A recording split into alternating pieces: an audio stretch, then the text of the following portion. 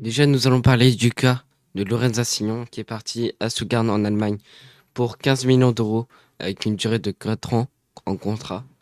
Un départ qui fait très très mal pour l'effectif et pour le club parce que quand même il voulait partir et malheureusement on ne pouvait pas le retenir. Mais nous avons quelques pistes sur certains joueurs, mais nous n'en savons pas encore.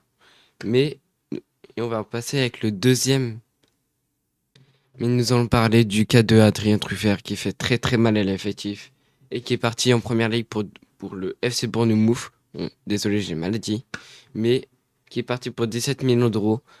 Un départ qui fait notamment mal, franchement, parce que c'était l'un des trois joueurs qui moulait le maillot.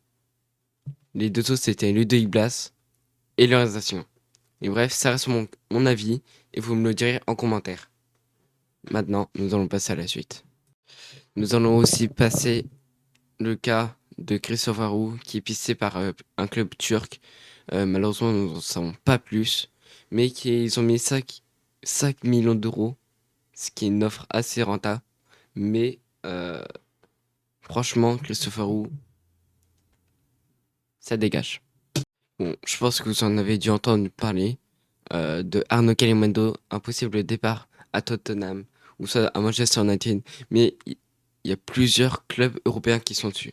Et franchement, je pense pas qu'on va le garder pour cette fin de saison, pour ce mercato hivernal, estival, pardon. Mais en tout cas, il faut qu'il parte. Parce que malheureusement, avant de continuer la vidéo, je vais vous inviter à rejoindre mon Twitch. Je suis en live tous les soirs à 20h. Donc n'hésitez pas à passer. On fait du react, du gaming. Bref, on fait de tout. Donc n'hésitez pas à aller voir. C'est juste en bas. Et on se retrouve ce soir à 20h. Bon, comme toutes sortes de début de saison, nous allons parler des matchs de préparation. Parce que là déjà, nous en avons déjà trois. Stade Rennais contre le Stade Briochin, qui est le 10 juillet. Malheureusement, je ne m'arrivais plus des deux noms, des deux dates pour les deux prochains matchs. Trois prochains matchs, excusez-moi. Nous allons avoir aussi Rennes-Brest ou Brest-Rennes. Mais en tout cas, franchement, ça reste un derby breton et j'espère qu'on va gagner. Et le troisième match de préparation, c'est le derby de l'Ouest. Enfin, derby. Je sais pas s'il parle de celui-ci ou c'est encore de celui-ci ou alors de celui-ci. Mais ah non, vous parlez de celui-ci. Celui-ci, ok. Bon, plaisanter, nous allons parler de Rennes-Nantes.